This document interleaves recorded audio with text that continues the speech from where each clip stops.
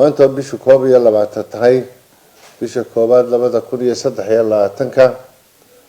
walaha wasiirada ee jooga gobolkan Sool gudoomiyaha gobolka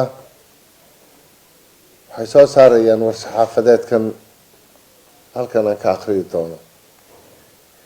guddiga ka kooban xukuumadda ee u joogta gobolka Sool degmada Laascaanood xalinta rashadihii ka dhacay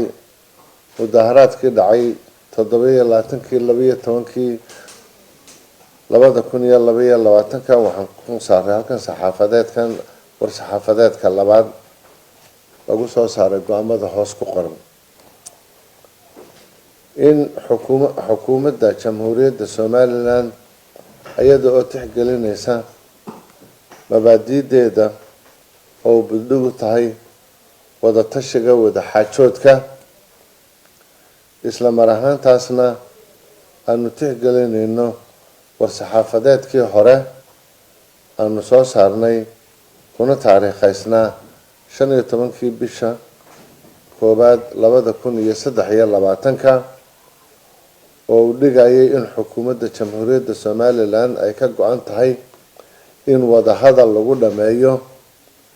wax kasta oo tabasho ah oo ka jira gobolka Sool sidaas darteed xukuumadda Jamhuuriyadda Somaliland waxay soo dhaweynaysaa shir kasta oo dhaqan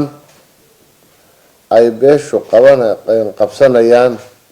oo aan ka hor imanaynin jiritaanka Jamhuuriyadda Somaliland cid kasta oo ka tirsan maamul kale dawlad kale ururo kale oo siyaasadeed waxaa looga digayaa inaanay soo faragelin xaaladda ka taagan gobolka Sool iyo shirarka dhaqan ee beesha uga socda magaala madaxda gobolka Sool ee Laascaanood wabillahi tawfiiq